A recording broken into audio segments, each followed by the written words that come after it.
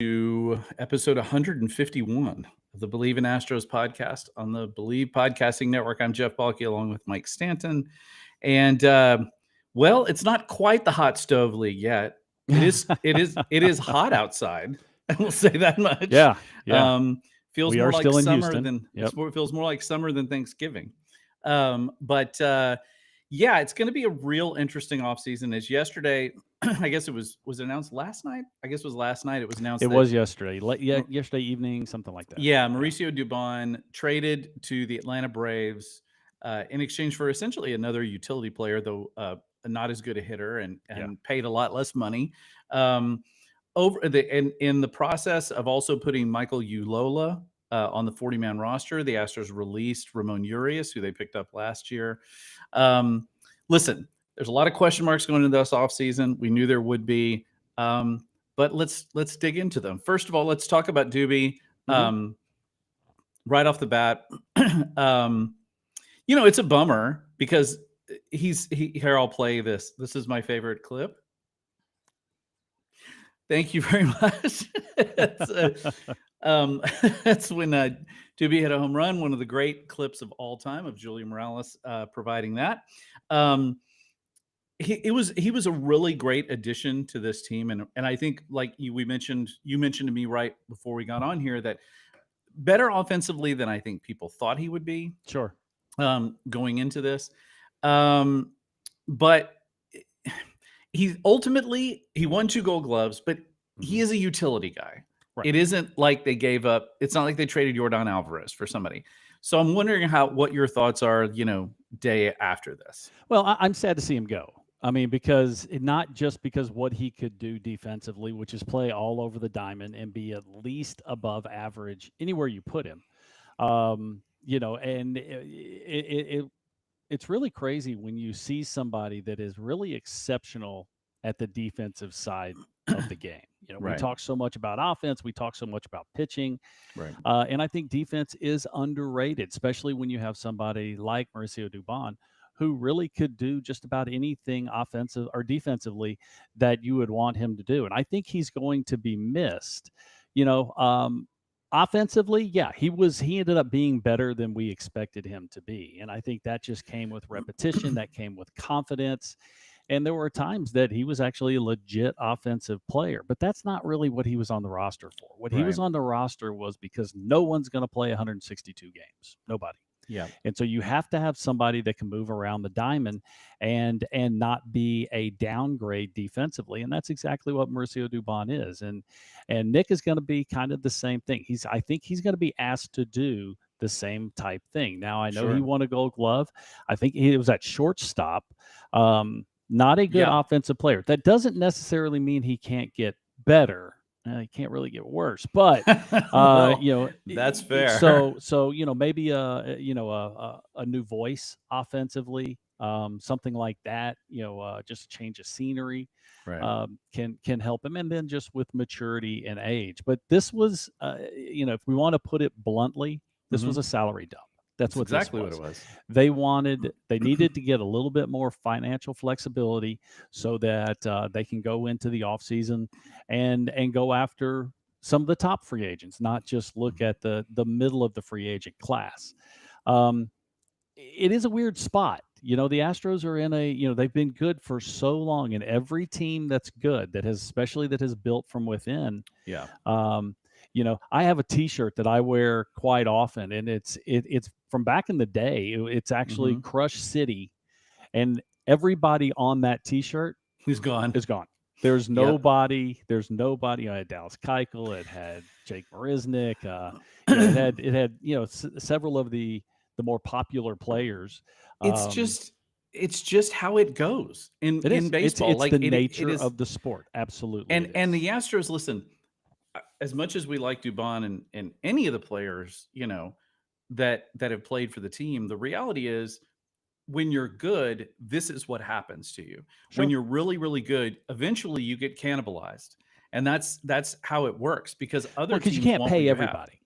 You can't keep everybody. You can't pay everybody. And that's one thing that I think, even though, the Astros, salaries, you look at the overall salaries has gotten up there, right Yeah, at the luxury tax threshold. it has. Um, but he hasn't gone above, and that's why these moves have to be made, because even if you have exactly the same cast of characters, salary always goes up. Players, That's right. even Well, average arbitration's players, coming. arbitration, then free agency. Yep. So, you just can't keep everyone. And the Astros, we've had this conversation, Yeah. Jose Altuve, obviously the face of the franchise. He's one of the guys that you decided, okay, we're going to keep him no matter what. Right. Kind of everybody else has been on the block. We thought that Alex Bregman was going to be that guy.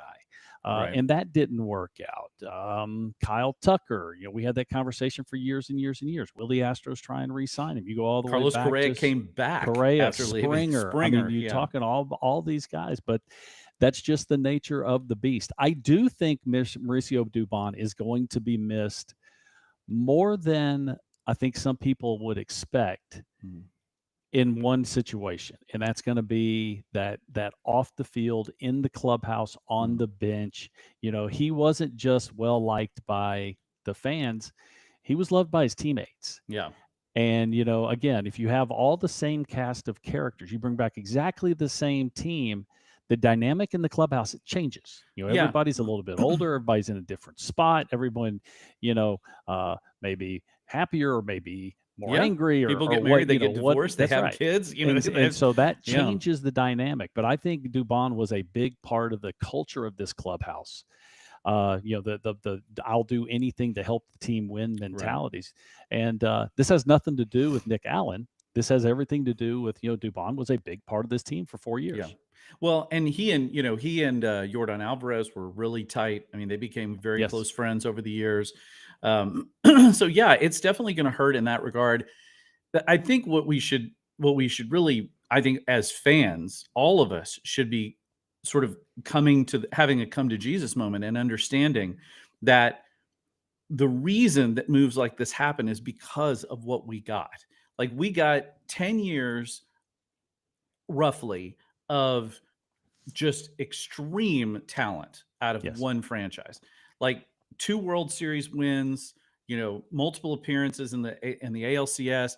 This is a team that delivered on all of those, all the stuff that happened, in 2013, 2014, where the team was just miserable, right? All of that stuff, this is what we have now. And the reason that we're going through all this is because so many of these players have aged out, or they've priced out. And this is where your team has to rebuild. This is also why the Astros have a terrible farm system overall, is because they've rated it to keep themselves. Well, you've had to. Relevant. I mean, that they're all, there's 2 ways a minor league player can support the big league team. First is directly, you come up and play for the team. Second is your trade bait. I mean, that's just the way it is. I know back in the Yankee days when I was with the Yankees, we did not have young players come up. Very, very few came up. That's what they were there for. Most of the big leaguers that from the late 90s to the early 2000s that came from the minor leagues, they end up being big leaguers with another team, because you were bringing. That's why you go back into the mid 2000s, maybe the late 2000s, and they coined the 4 guys for the Yankees, the core 4. Right. Because those were guys that had been there from the beginning, and you just don't have that. Pettit, who was Pettit, Mariano, Posada, and Bernie. I think. Yeah, Bernie. I think Bernie. That's right. Yeah, so that's what they called the core 4, because those dudes had stuck around for so long. When it's so rare at this day and at this time in baseball. And also, it does bring up the point that we are now, like, you and I had this conversation honestly before this season, where we said we wondered if I thought beginning of this year, I thought it was going to be a team that was in transition now. I thought this was a team that was going to be sort of finding its way. And then lo and behold, they end up coming close to winning the division yet again. Right. And when that happens, and you can talk to this better than I can, but it does seem like when that happens within an organization, nobody wants to just be like, you know what? I know we're winning right now, but that's not really important. What's important is what's going to happen 5 years from now. And once you get into winning, people are like, hey, maybe we can win this. Maybe we can spark some of that old Sure. magic. And it changes how you behave as a franchise. And I wonder Right. if now the Astros like, are they or will they at any time soon see that writing on the wall? I've got to believe at some point they're thinking it, even in the backs of their heads. Well, that's a front office organizational conversation. That is not Mhm. a player conversation. The Yeah. players are always trying to win. The players, Right. they don't care how much somebody costs. They don't care what you have to do to bring in that Right. doesn't matter to them. Their job is to go out on the field and win as many baseball games as you can and hopefully win a World Series. That's their job. Now, when you look at Dana Brown and you look at everyone else in the front office, yeah, that's different. That's where you have to keep into consideration everything, not Right. just what's happening right this second, but what happens next year. What happens in a few years from now. What is the salary going to look like? What is this team going to look like? Do we need to rebuild? Do we need to blow this up, or can we extend this window? And to tell you the truth, there's no right answer. Yeah. There's not. You're You right. have to go with the information you have, and move on from there. So, not a great position to be in. Now, it No. is in one way, because obviously, if you're in this position, that means that you've been good for a Yep. long period of time. Right. For the most part, you guys you've done your job both in the front office and on Mhm. the field. But at some point, things have to change, and I think they did this time last year. I think they were changing. You look at the roster that they put together last year. Offensively, it was a subpar roster. Yeah. That was not a great lineup. It was going to be top heavy. It's one of the remarkable things about this team last year and the year before was the way they were able to do things that we really didn't expect. I Right. wasn't expecting an offense that was going to be even league average. And in some aspects, they weren't, but they were still able to win baseball games, even with all the injuries to the pitching staff. And I think that has a lot to do with the culture, Yeah. and that goes back to what I said. I think Mercio Dubon was a big part of that culture. I agree with you. I think I do think the one thing I'll say that I feel like is positive about this organization as a whole is I do think that their culture has been established, right? You Mhm. look around at teams.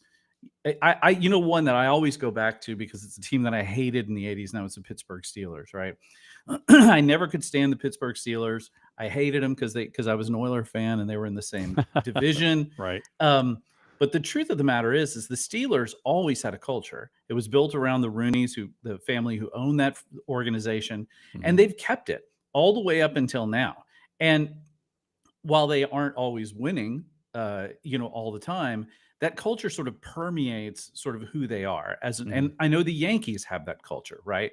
They're another example of a team that has this built-in infrastructure that doesn't rely on the individual players, doesn't rely on the generational, situation from, one person to the next. It's the Mhm. same. And I do feel like the Astros have established that. I think it started with when Jim Crane bought the team, and he has made it clear that he has a certain perspective on what he wants and what he thinks will work. There have been some missteps here and there, but I do feel at least comfortable in the fact that I feel like the Astros have a culture that they are trying to build around, and it's a culture that has won them 2 titles. Sure. Yeah. And that's that confidence that comes with all that winning is a big part of the culture. And at some point things do change, though. Hmm. You Oh, can't sure. just put on the shooting star and You can't? you're going to win. Are You you know, sure?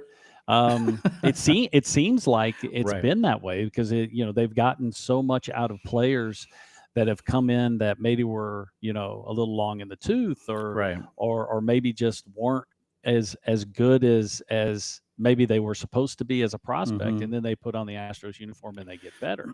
That has to do with the culture. That has to do with the organization. But when you have clientele turnover like the Astros have had, Hmm. um, you know things are subtracted from the team, even if on paper you look like you have a superior team. How many times does the best team in baseball win the World Series? Doesn't happen very often. Depends on if you're the Dodgers or not. I mean, I'm just going to say Well, it. but you Like know the what? last 2 You go years. back. They got, they are not the juggernaut that everyone thought that Yeah. they were going to be. You go back to spring training, you know what? Just go ahead and put the Dodgers name on the World Series. They almost didn't get out of the regular season, okay? Right. And Toronto, they were 2 outs away from slaying the Giant, you know? Yeah. But That's you still that's got to why it's slay going to them. be a hard well, and of all people, the lightest hitting guy on the team, a guy Yep. that hadn't played in a month and hadn't hit a home run in 6 weeks Yep. and had not hit a home run off of a right-hander all year, Right. ends up, clipping one there with 1 out in the ninth, and then all of a sudden, the in extra innings, the Dodgers were able to win it. So, is there some luck involved? There's some. Yeah. But, you also make your luck by getting the opportunities. Yeah. I'm a big, with the Astros, I have for some time now been a big fan of just their general direction in the way that they approached the offensive side of the ball. We all know how Mhm. great their pitching has been. We know how great their pitching staff has been, even with losses, and they lost another one this offseason. But I'm personally hopeful that bringing in their new hitting coach staff, their new Mhm. staff is going to benefit them, because one of the big things that he brings with him from San Diego is he is a big make contact, swing Yes. only at pitches in the zone. This is what I'm when the Astros, there were times this year that they did not look like a team that I recognized playing in Dyken Park. I mean, Right. this was a team that was swinging at stuff that made no sense. And I feel like that's something they've got to get back to, because whether or not they're going to win another World Series before they have to, flush everything and start over, doesn't really matter at this point. But if they're going to be even decent, right, they're going to have to change the way they approach the plate. Well, and we discussed it just a few minutes ago that this was a subpar offensive Yeah. team with everyone healthy in spring Yeah. training. Then you Yes. put in, all the injuries and Jordan being out for a good portion of the Oh yeah. season.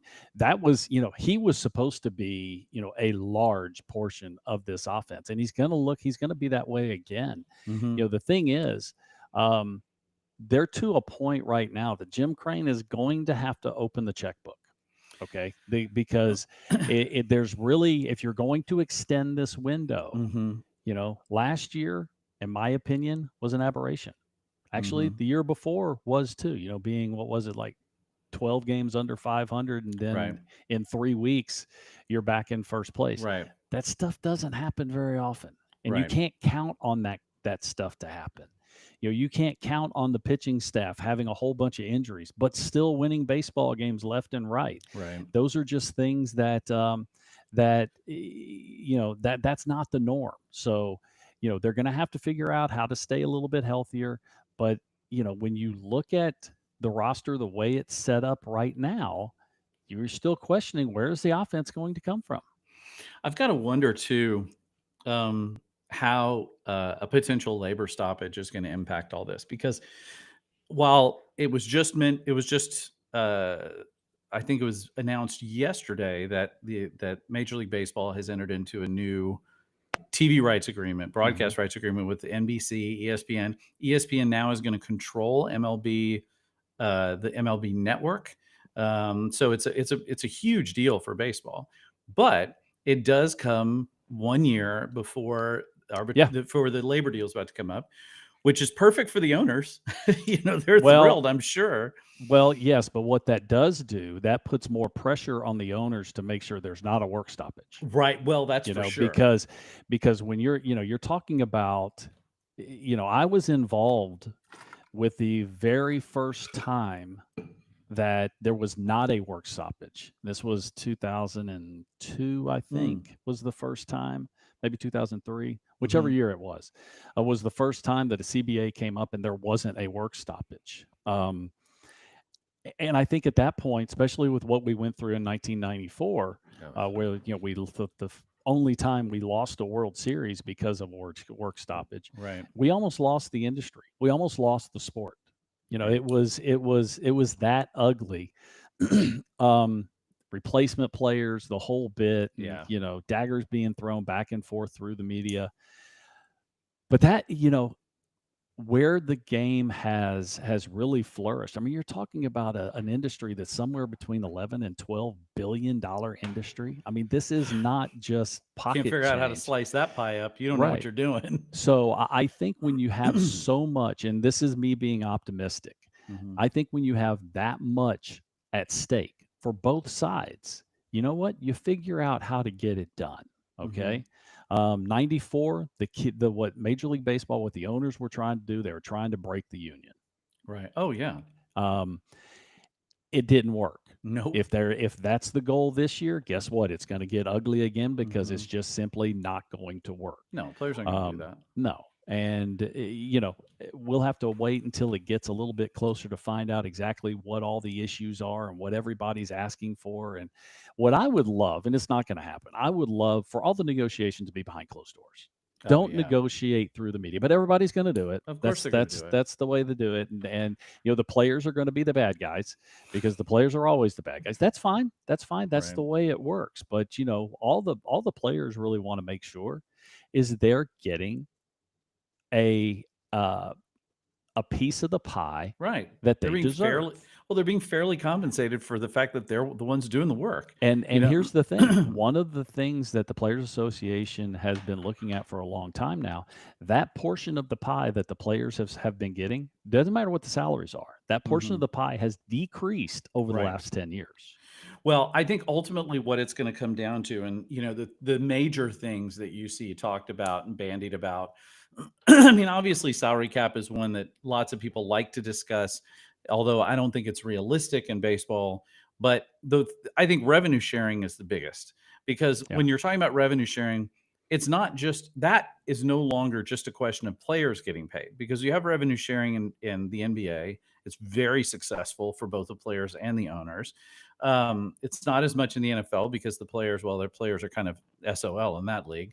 But because with revenue sharing, the reason it's such a big deal, and they do have revenue sharing in the NFL, I should say, just between the teams, not with the players. Right. Um, I think that the reason it's such a big deal is because if there's one complaint that the average baseball fan has, is that it is unlikely that the team that is near to them has a real shot at being a World Series contender.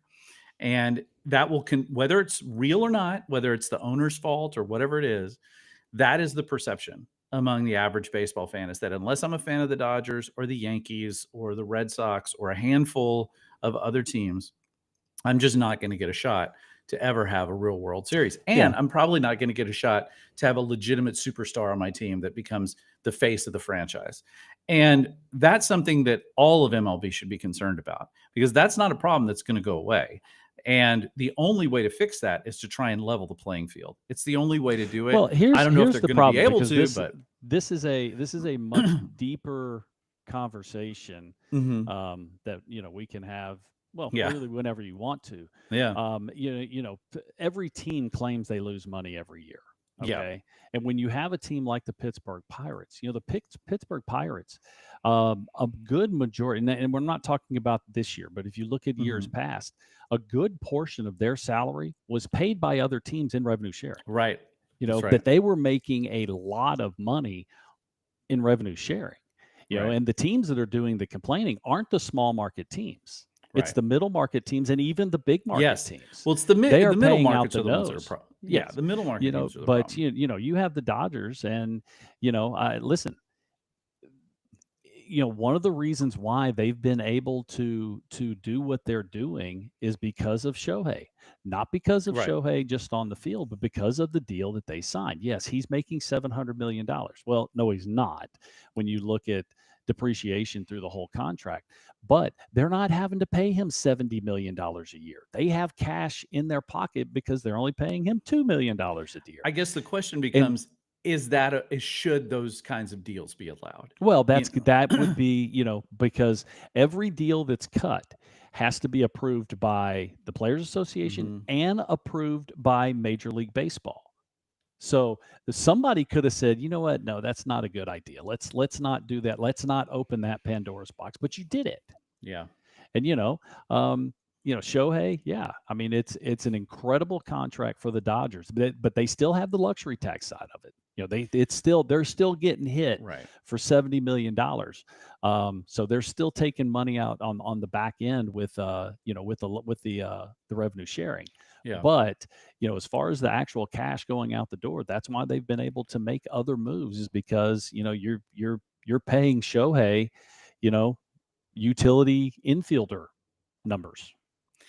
It's to me what the thing that's kind of blows me away about all of it is that we're sitting here in 2025 where we're Mhm. talking about billions of dollars, right? And this is still these are still the same kinds of discussions that we're having. How much money do the players get? Should we have a salary cap? Go It's all the the way same back to the arguments. early 90s. Yes. Oh, it's been this You know, argument since the 80s, Yes, probably. this there's no way this organization, this thing that we call Major League Baseball, there's no way we can, you can run a business and do this. Yep. That's been going on since I came into the league. Right. The people don't realize that I think it was 1990. We had a slight work stoppage in I remember. 1990. Yeah, It I was only a remember few that. days. So this goes all the way back to the very beginning of the Players Association. Right. And so what people need to understand, whether it's baseball, whether it's politics, everyone's going to scream Armageddon is coming. And what you hope is that cooler, calmer people prevail. That everyone Yep. realizes that, okay, we have too much to lose. Like I said, we almost lost this sport. Oh, no doubt. What it took to put Major League Baseball back on the map and back on the track of growing every year was 1998. Don't say steroids. Don't say steroids. Oh, no. But it was the home run race. Yeah, it was between McGuire and Yeah. Sosa. Oh, 100%. That's what it was. Now That neither of them are going to go in. that is what put Major League Baseball on It the map. was. Our Yankees team had something to do with that. I mean, we It won did. 114 games that year. There were several things that happened that got Yep. everyone excited again about baseball. And there's still a lot of people that are around that went through all this from, the mid 90s. Oh, sure. And when I say we almost lost the sport, I mean, there's still people that won't watch baseball because of 1994. Listen, there are those people are nuts, but yes, They there are. are still people out But there they're who still don't there. wanna- They're I know still they there. still exist. But one other thing we should just touch on that is going to have to be a part of this conversation with when that potential work stoppage comes up, but even really before that, and that's gambling, because we've talked about it a little bit. Another Now, Pandora's box. Yeah, I mean, now we've got baseball players like literally throwing pitches. They're both. They both. So it's Class A, and who's the other one? Yeah, I forget the other guy's name. But they're both looking at a potential 65 Oh, I know. years in jail. I know. That's It's incredible. really, really crazy. Wow. And I got to tell you, Makes my hands sweat just thinking. I know, about it. I know. And here's the thing about it, and this is the thing. We can talk all we want about this stuff and how it's become a problem, and we've discussed it before. Ultimately, I think what's gonna have to happen is the leagues are going to have to get together with these casino and gambling operators, sports books, and be like, prop bets got to go. It's the thing. It is the one thing that is where the real vulnerability exists, because it's not hard to do. It's very tough to fix a game. It's very tough to do Sure. point shaving, stuff like that. That's not easy. You can do it, but it's not easy. Prop bets are easy. It's the easiest thing in the world to just throw a ball instead of a strike, right? Yeah. And And the thing is, and what the player side of that's like, well, I throw an extra ball here. That's Right. just not. It doesn't have any bearing on the game whatsoever. Not at all. Exactly. But I mean, like I said, that is a Pandora's box. Yes. And this is the one thing in Major League Baseball. I know we went through the steroid era. We've done, been through amphetamines. We've been through all the PEDs, all that kind of stuff. Yep. Gambling is the one thing that Major League Baseball does not play with. No, and it go can't. back to was it 1918 Black Sox scandal? Yes. Look what Pete Rose and we Yeah. haven't had much of it. But whenever they started legalizing this, Yeah. this is the first thing that came to mind. Dude, this is going to make things too easy, and they're going to have problems. And now we're talking about a major scandal in the NBA Yep. that keeps growing and growing and Yep. growing. It looks like it may be turning over into the NFL. Oh, yeah. And then, we have the same thing in Major League Baseball. So, yeah, They've that had is it in something that's going to have to give. There's going to Yeah. have to be, whether it's zero tolerance, whatever it may be, Yeah. you something's going to have to give, because I was when I first heard that Yeah. they were going down this road, I'm like, what? I mean, hell, I'm we're tell about to have a major league team in Las Vegas. I know. And right now I can tell you that the only way you stop this, the only way you stop, like, I remember Eddie Murphy, what was the line he said in Trading Places? It seems to me the best way you hurt a rich man is by turning him into a poor man. Like, I feel like the only way you fix this is you just start banning people. Like, you have to Yeah. start going after people And hard. unfortunately, there's going to have to be somebody's got to go down. Yes. There's And got to and be well, the whether NBA you want to already call it a did. martyr or whatever, Right. whatever you Well, want to call it. Somebody is going to have to be the yes. example. Well, the NBA did that last year when they had the one guy from the Toronto Raptors who was investigated. He was banned for life. I have a pretty good feeling that the guys who've been busted in this most recent scheme, they're going to be banned for life. Sure. You know, it's the truth is that when you look at it from just the whole sports perspective, like in the pros, it's been a little I don't want to say slower to grow, but a lot of professional athletes make a lot of money, Right. right? So, it's not as huge a deal for them. Maybe it's the addiction or whatever, the rush, whatever. Yeah. In college sports, though, it's rampant because these guys don't have any money. So they're all over the place trying because they're like, what difference would it make? I mean, at least if I don't ever make the NFL or the NBA or in Major League Baseball, at least I can get some money now. And so the whole thing is just I think it's just going to get bigger and I'm It's more out of chaos. Oh, control. there's no doubt it's going to get bigger, so yeah, you have to figure out a way to nip this in the bud, because it's going to get. You're right. There's only one way this is going. Yeah. Okay, and that's either you're going to stop it or it's going to keep growing. Right. And I'm glad that I'm not in charge of trying to figure out exactly Me how to either. do all this, because it's going to be a very, very complex system, whatever it is. By the time we hear it, it's probably not going to be complex, but everything that happens behind Oh, yeah. closed doors, all the conversations, my goodness, yeah, it's going to be And going to be wild, and once you start taking that money, it's hard to start giving it back. You know what right? I'm saying? It Yeah, is very difficult. All right, thanks everybody for joining us. Obviously Thanksgiving next week, so that's everybody gosh have a. dang. I know, isn't it Hopefully, with some crazy? Thanksgiving weather, Apparently we're supposed to. we're I supposed to. saw It's supposed to today cool off the again. high on Thanksgiving is supposed to be 68, so Perfect. that's what I'm looking forward to. So everybody have a great Thanksgiving.